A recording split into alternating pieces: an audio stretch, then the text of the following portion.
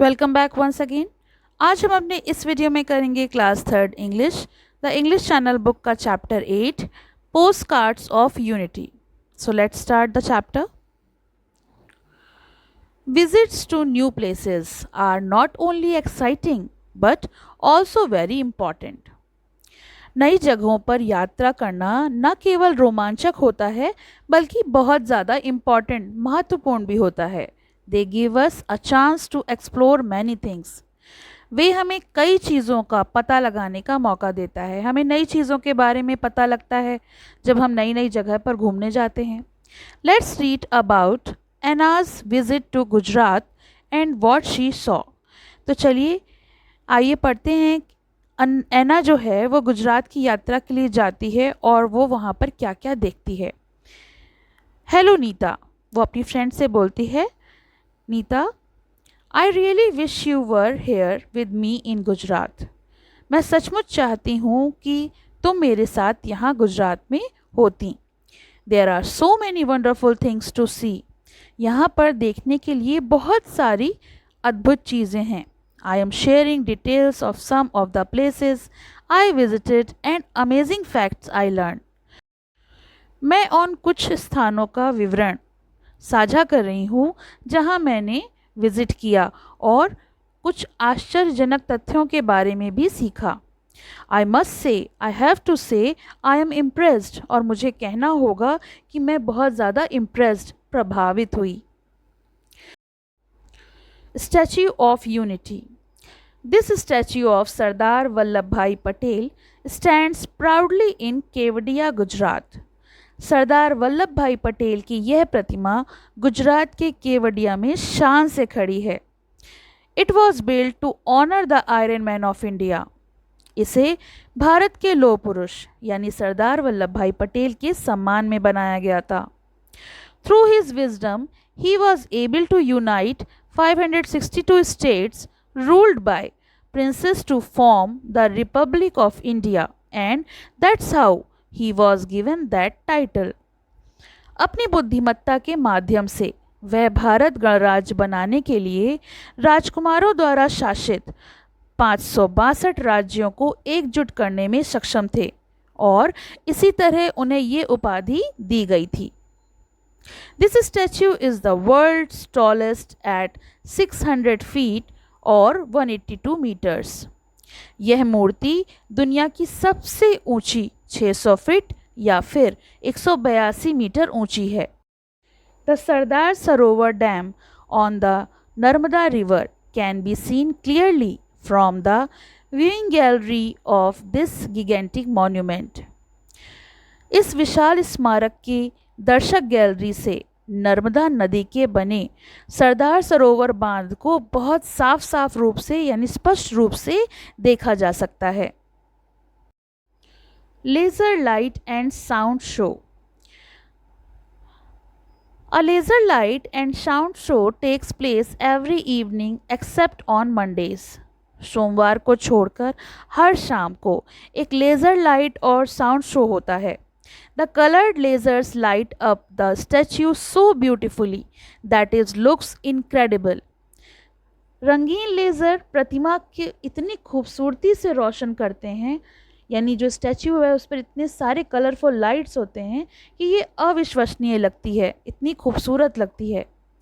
I got to know more interesting thing about Sardar Vallabh भाई Patel when I attend the show। और जब मैंने इस शो में भाग लिया तो मुझे सरदार वल्लभ भाई पटेल के बारे में और भी काफ़ी इंटरेस्टिंग बातें पता चली। Did you know that Sardar Vallabh भाई Patel was the first home minister of independent India. क्या तुम जानती हो कि सरदार वल्लभ भाई पटेल स्वतंत्र भारत के पहले गृह मंत्री थे।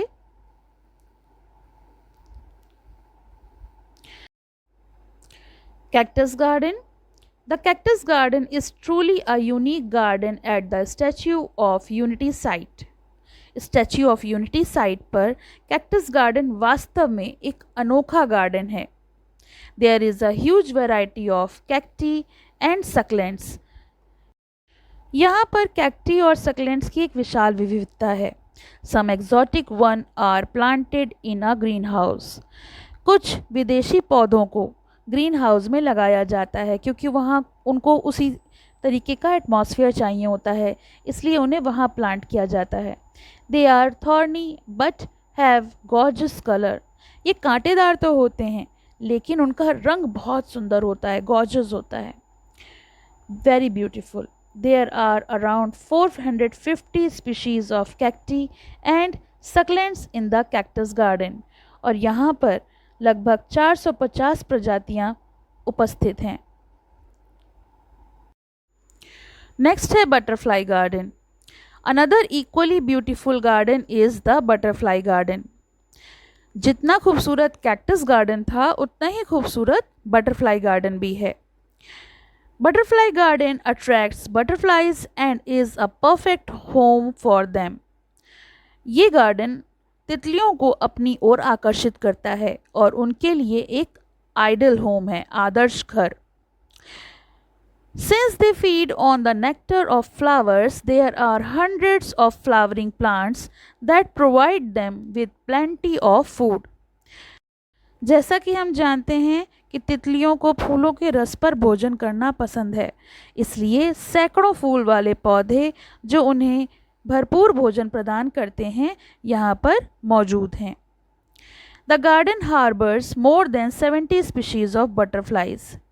गार्डन में यानी इस बागीचे में तितलियों की 70 से अधिक प्रजातियां हैं, यानी 70 प्रकार की तितलियां यहाँ मौजूद हैं। It covers over 10 acres of area with at least 150 species of nectar plants and larval host plant. ये जो एरिया है इसमें अमृत पौधे और लार्वा मेज़बान पौधों की कम से कम 150 प्रजातियां एक साथ 10 एकड़ से भी अधिक क्षेत्र में शामिल हैं। नेक्स्ट है valley of flowers. The valley of flowers is also known as Bharat Van. Valley of flowers यानी फूलों की घाटी को हम भारत वन के नाम से भी जानते हैं। It began when 48,000 saplings were planted in 2016 across 25 acres of open land. इसकी शुरुआत तब हुई जब 2016 में 25 एकड़ खुली भूमि पर 48,000 पौधे लगाए गए। They now have more than 2 million plants और अब यहाँ पर इनके पास 2 मिलियन से भी अधिक पौधे हैं। More than 300 types of flowers are grown in this garden और 300 से अधिक प्रकार के फूल उगाए जाते हैं इस बागीचे में। These include ornamental flowering plants, trees, shrub, herbs, climbers and creepers। और इसमें सजावटी फूल वाले पौधे, पेड़, झाड़ियाँ, जड़ी बूटियाँ, पर्वतारोही और लताएं भी शामिल हैं, जिससे आप अनुमान लगा सकते हैं कि ये बागीचा कितना सुंदर होगा जहाँ इतनी वैरायटीज़ में प्लांट्स लगाए गए हों। नेक्स्ट है Ekta nursery. This is a plant nursery with a mission. ये एक प्लांट नर्सरी है जिसका नाम एकता नर्सरी है और इसका एक मिशन है, यानी इसका एक उद्देश्य है। The Honorable Prime Minister's aim is that the visitors should take back with them seedling as a plant of unity। तो हमारे माननीय प्रधानमंत्री का उद्देश्य ये था कि यहाँ आने वाले विजिटर्स, जितने भी यहाँ पे विजिटर्स आते हैं, वो अपने साथ एक सीडलिंग को प्लांट ऑफ यूनिटी के तौर पर ले जाएं। Can you imagine if each person was to plant a tree, how green this country would be? क्या हम कल्पना कर सकते हैं, क्या आप कल्पना कर सकते हैं कि यदि प्रत्येक व्यक्ति एक पेड़ लगाए तो देश कितना हरा भरा हो जाएगा। I can't wait to show you more pictures when we meet। और मैं अब और इंतज़ार नहीं कर सकती, मैं तुमसे मिलकर तुम्हें और सारी पिक्चर्स दिखाना चाहती हूँ। योर्स एना। और यहाँ पर वो अपना पोस्ट कार्ड फिनिश करती है। तो ये तो हमने किया इस चैप्टर का एक्सप्लेनेशन। इसका सोल्यूशन का लिंक आपको डिस्क्रिप्शन में मिल जाएगा, तो आप वहाँ से देख सकते हैं। आपको ये वीडियो कैसा लगा ये मुझे कमेंट सेक्शन में ज़रूर बताएं। पसंद आया हो तो लाइक करें, शेयर करें और चैनल को सब्सक्राइब करना ना भूलें। Thank you for watching. Have a nice day. पसंद आया हो तो लाइक करें, शेयर करें और चैनल को सब्सक्राइब करें।